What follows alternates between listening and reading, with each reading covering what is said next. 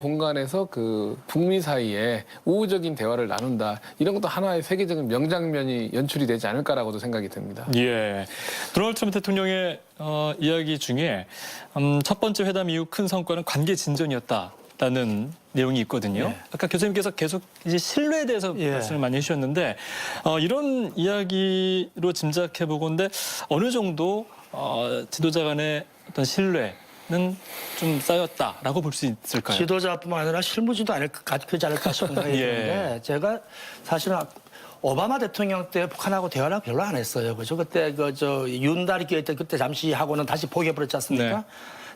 궁금해서 물어봤어요. 왜 미국 사람들은 북한 사람들 만나기 싫어하냐 그랬더니 북한 사람 외교관들이 욕을 하고 뭐 그러니까 상종을 못할 사람들이래요. 막상 해보면 외교관 수법들이 좀 그래가지고 만나기 싫어한대요. 화술 자체가 좀 공격적이고 이런 그런 식의 이제 뭐 영어로는 어뷰즈를 한다고 그러더라고요. 욕설을 한다는 뜻으로 받아들였는데 그런 게 이제 그래가지고 진전이 안 되는 거거든요. 그건 적과하는 거고 뭔가 하려고 하면 근데 이번에는 뭔가 많이 내가 그러니까 건설적인 내용으로 가지 않았을까 싶은 생각이 듭니다, 사실은. 예, 교수님들 신뢰에 있어서는 어느 정도 지금 진전했다고 보십니까?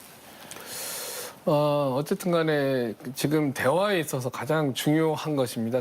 특히나 이제 적과의 대화이기 때문에요.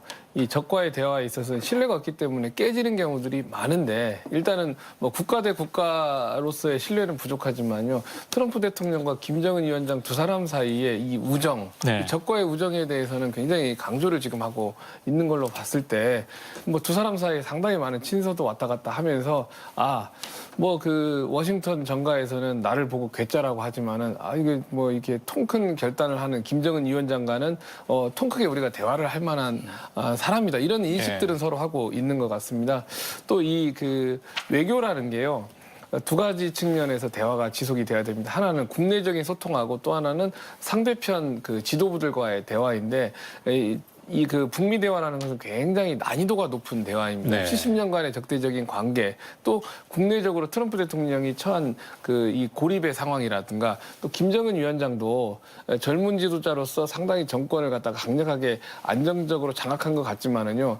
지금 선제적으로 미국에게 동창리 또 그 풍계리 또 미국의 그 미국 사람들이 이제 구류된 상태를 갖다가 먼저 선제적으로 석방을 한다든가 또 유해 송환을 갖다가 통 크게 먼저 했는데 미국으로 받은 게 사실은 북한 사람들의 입장에서 봤을 때는 아무것도 없다라는 인식을 할 수밖에 없는데도 불구하고 이런 회담장에 나왔다는 것은요. 지금 두 사람이 공모 관계가 된 겁니다. 예, 평화를 위한 진전을 하지 않으면은 국내적으로 냉전 세력이라든가 또는 이 평화를 반대하는 세력들에 의해서 이 분위기가 역전될 수 있기 때문에요. 두 사람이 서로 간에 공모를 하면서 국내 정치에서도 이 지지율을 높이게 하는 그런 언수를 많이 쓰고 있는 것 같습니다. 네.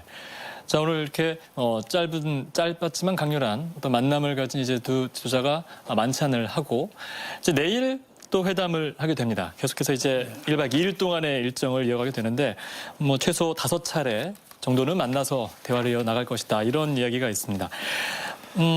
사실 아직도 그 존 볼턴 국가안보부장이 해야 할 일이 있다라는 그런 보도가 있었죠. 그러니까 아직 완벽하게 합의안은 정해지지 않았다면 분명히 1박 2일 동안의 어떤 회담에 있어서 결정적인 그런 또 순간도 있을 수 있습니다. 교수님은 어떻게 보십니까? 미국 쪽이 지금 이미 영변 핵시설의 폐기라든가 동결 이거는 이미 그때 우리 9월달 북한이 이미 약속한 거였단 말이죠. 거기서 더 나가면 그것이 그러면 영변 이외의 시설 있을지도 모른다고 주장하고 있는 뭐 우라늄 농축 시설이든가 여기까지 가느냐 마느냐가 하나 있을 수 있을 것 같아요. 근데 그거는 아마 북한에서 넣기 상당히 지금 단계는 넣기 어려울 것 같고 그럼 약간 우회를 해가지고 미사일 쪽에서 양보를 하는 쪽으로 가지 않을까. 근데 그쪽이 이제 북한 쪽에 내놓을 수 있는 최대인 것 같고 그다음 이제 영변에다가 그게 검증까지만 포함이 되면 이거는 거의 뭐 북한 다 나올 수 있는 거고. 그럼 미국 쪽에서 줘야 되지 않습니까? 미국 쪽에 줘야 되는데 종전선언은 사실은 쉽게 나올 거라 생각을 했었어요. 작년부터.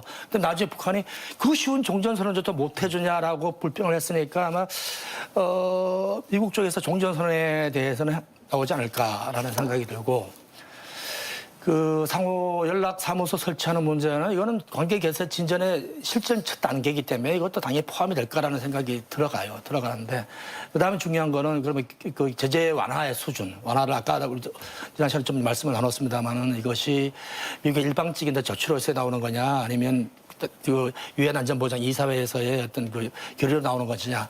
사실은 이 유엔 안전보장 이사회라는 거는 국제사회의 중의거든요. 중의. 그러니까 이거를 미국이 다 그냥 하는 거는 다 또다시 들어볼 수가 있어요. 그렇지만 예. 중의는 그러니까 이게 제안이 이렇습니다. 요만큼을 잘못했는데 요만큼을 제재를 했는데 또 했으니까 또 더한 게 갈 수밖에 없게 돼 있어요. 그러니까 항상 누적적인 제재거든요. 네. 계속 가는데 이거 일단은 이제 중단돼 있는 상황인데 북한이 더 이상 핵실험을 안 한다, 미사일 실험을 안 한다고 해서 돌릴 필요 없어요. 그걸 폐기를 해야만 내려갈 수 있는 상황인데 이게 이제 그런데 이거 완화를 유엔 차원에서 했다는 것은 바로 다시 말해서 북한의 길이 그러니까 역전. 비핵화로 돌아섰다는 인정하는 셈이 되기 때문에 상당히 중요한데 그거를 한번 지켜볼 만한 필요가 있다. 계속 그 생각을 하게 됩니다. 예. 좀 내일 앞으로 일정을 지금 살펴보면 오늘 지금 단독회담이 만찬이 있고요. 내일 단독회담이 이어지고 확대회담, 그 다음에 이제 오찬 공동성명 이런 식으로 지금 일정이 짜여져 있거든요. 뭐 일반적으로 정상회담에서 흔히 볼 수 있는 어떤 일정이라고 할 수 있을까요? 뭐 정치야 예술이고 또 예. 사실은 정상회담은 일반적으로 이 우호 국가들끼리 있는 게 정상회담입니다. 네. 이게 세계적인 이벤트가 되는 것은요 적대적인 관계, 적대적인 지도자들끼리의 정상회담입니다. 일반적으로 평화 협정을 맺는 경우는요 실무자들이 다 모든 그 합의문을 만들어 놓고 정상들은 사실은 만나서 악수를 하는 거나 또는 뭐 사인을 하는 경우인데 대체로 그 만난다는 것은 어떤 의미냐면요. 이 전쟁이 끝나고 나서 전쟁이라는 게 대체로 승패가 갈립니다. 예. 예를 들어서 일본과 미국과의 승패가 갈린 전쟁. 또 뭐 미국과 베트남의 파리협정 같은 경우에도 서로 간에 전쟁은 안 끝났지만 명예롭게 철수를 할 수 있는 길을 터주는 그런 방식이었기 때문에 난이도가 지금보다는 좀 쉬웠던 것 같아요. 근데 예. 한국 전쟁 같은 경우에는 잘 아시겠지만 1953년도 7월 달에 휴전협정을 맺었습니다. 휴전협정이라는 것은 전쟁이 끝난다는 게 아니라 잠깐 중단된다는 건데 그게 지금 몇 년째입니까? 네. 그러다 보니까는요 굉장히 복잡한 과정을 거치는 거기 때문에 뭐 정상회담의 일반적인 패턴이라기보다는요 이 세계적인 이벤트로서 상당히 뭐 특수한 형태의 회담이다라고 보는 게 맞는 것 같습니다. 예. 이벤트다라는 표현이 어울리는 것 같습니다. 그렇군요. 네. 지금 저희가 지금 두 정상의 만남을 함께 보셨는데 사실 이 만남 이외에 실무진들의 역할도 사실 굉장히 크지 않습니까? 수행단의 어떤 면면을 또 분석해 볼 필요도 있을 거고 그중에서 좀 주목할 만한 인물이 있다면 어떤 인물이 있을까요? 아까 북한은 오수영 좀 말씀해 주시고 저는 이제 폼페오 장관 네, 먼저 미국. 미국을 보면 제가 바로 어저께인가 그저께인가 뉴욕타임즈에 크게 기사를 하나 읽었어요. 이게 뭐 폼페오 장관의 특이한 인물이라는 얘기를 하면서요. 네. 미국 도널드 트럼프 대통령이 특이한 인물이십니다. 그죠? 미국에 한번 장관을 임명을 하면 최소한 4년은 가고 6년까지 가는 경우도 있고 그런데 벌써 장관을 얼마나 갈아치웠습니까? 예. 국방장관도 좀 갈아치우고 지금 트럼프 그러니까 폼페오만 CIA 국장에서 지금 국무장관으로 와가지고 있는데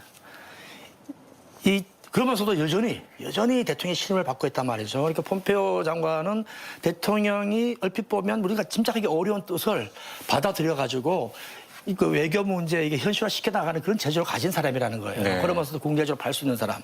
그래서 반은 아마 이게 반은 폼페오 장관의 작품이 아닐까라는 생각이 들거든요. 그리고 이제 상대편은 이제 김영철 부인이 계속 나왔었죠, 이 양반이. 근데 그 사람도 결국은 우리가 생각하기에는 천안함의 원흉이다 해가 상당히 강경파라고 알고 있는데 예. 지금 북한에 대해서 다들 가장 불신하는 이유가 제가 보기엔 두 가지가 있다. 우리 많은 분들이 아직도 북한 절대 핵 포기 안 한다. 핵 포기한다면 거짓말이고 쇼다 이렇게 하는 미국 주요에서는 그런 이야기가 좀 나오고 미국도 있고 우리나라에도 아직도 들어 있습니다. 이제 많이 있는데 그렇게 하는 이유가 두 가지인 것 같아요. 예. 하나는 논리적으로 생각했을 때 북한이 20년, 30년 그렇게 투자를 해가지고 만들어가지고 손에 쥐인 RCBM과 핵무기를 포기한다는 것은 이거는 도저히 논리적으로 이해가 안 된다. 네. 그러면 애초에 왜 했을 것이냐 하는 건데 그건 바로 대답이 있긴 있습니다 하고 그게 하나가 있고 네. 또 하나는 좀 더 이념적인 거예요. 북한은 처음부터 지금까지 적화 통일의 야욕을 부린 적이 없는 나라다. 그리고 거기에 가장 필요한 것이 핵무기라는 건데 이걸 왜 포기하겠느냐라는 거거든요. 그러니까 지금까지 북한이 일관해와서 해왔던 같이 사기, 뭐 거짓 이걸로 하고 있다는 사람들이 아직도 있어요. 사실은. 그런 사람들을 김정은 위원장이 설득을 해야 되는 거거든요. 네. 당연히 미국 아래도 당연히 그런 사람들이 있고 미국이 북한이 지금까지 그러니까 94년의 합의라든가 뭐 지금까지 9.19 합의 모든 걸 해서 북한이 지금 뭐가 있느냐. 또 속인다라는 미국에 딱 있는 거고 또 그런 사람들은 지금 또 트럼프 대통령을 싫어하기 때문에 더 그러고 싶은 사람들이 있어요. 그런 사람들을 김정은 위원장이 설득을 해야 되는 거고 그거는 이제 물론 트럼프 대통령이 해야 될 일이지만 도와줘야 되는 게 있어요. 방금 오늘 미국에서 뭐가 있었냐면 하원에서 트럼프 대통령이 비상대책을 이용해가지고 그 장벽 설치하는 거 있지 않습니까? 그렇죠, 그거를 예. 왜 통과하지 않고 독점하겠다라는 하려는 걸 사전적으로 방지하는 법을 통과시켰어요. 네. 저 하원에서. 그리고 이게 하원에서 이미 공화당에서만 15표 배반표가 반란표가 나와가지고 네. 통과됐는데 상원에서도 이미 공화당에서 이미 몇 석이 이미 했대요. 예. 통과될 거라고 그러고 그런 위치에 있습니다. 사실 트럼프 대통령이. 내부적으로요. 예, 내부적으로. 예. 그러니까 그런 상황에서 이게 이벤트성이라는 걸 이게 강조를 해가지고 그런 전 세계적으로 다른 한편 모든 사람들 설득을 해야 되고 신뢰를 줘야 되는 거니까 제가 보기에는 그 디테일도 중요하긴 하지만 성과를 좀 포장해 잘 보여주는 게 이게 굉장히 중요할 것 같습니다. 네. 교수님 북측 인사, 북측 수행단 중에 좀 오수용 당 부위원장 같은데 이제 경제 담당이기 때문에요. 지금 이제 중국을 관통해서 온 것이 상당히 이제 외교적인 것을 좀 논외로 하고 경제적으로 상당히 의미 있는 활동이 아니었나. 또 일단 하이폭만 같지만은 향후 경제 산업 시찰 일정이 좀 더 남아 있는 것 같습니다. 예. 그래서 이번 목적이 비핵화談판만이 아니라 경제 시찰의 목적도 굉장히 강하게 있지 않나 이렇게 생각이 됩니다. 또 3월 1일 날, 2일 날은요, 베트남 공식 친선 방문입니다. 상당히 좀 용어가 좀 긴데 보통은 국빈 방문 그다음에는 이제 공식 방문인데 이번에는 이제 친선이라는 수식을 하나 넣었죠. 그래서 아마도 뭐 베트남 측에서는 뭐 국빈급의 초청을 하고 싶었겠지만은 북한으로서는 일단은 지금 미국과의 협상에 집중해야 되기 때문에 공식 방문 정도로 아마 낮추고 싶지 않았을까. 왜냐하면은 국빈 방문을 하면은 굉장히 다양한 종류의 이러한 의식이 있는데 예. 이것을 조금 생략을 하고. 조금 더 공식적인 그런 것을 하고 싶었을 건데요.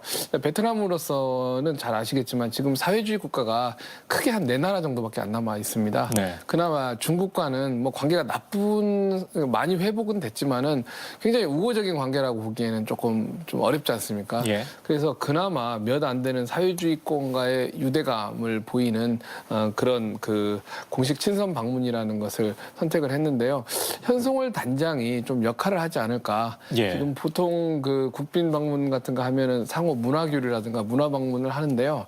현송월 단장이 수행을 하고 있는 것으로 봐서 지금 분위기상은 미국 대표단을 위해서 예. 문화 공연을 할 것 같지는 않고 네. 뭔가 일정 정도 3월 2일 날과 2일을 위한 뭐 모종의 카드가 좀 준비되어 있고 이것은 뭐 미국과 별개로 북한과 베트남 사이 또 세계 사람들에게 뭔가 메시지를 좀 발신하지 않을까라는 생각이 좀 들고 있습니다. 네. 사실 이게 이번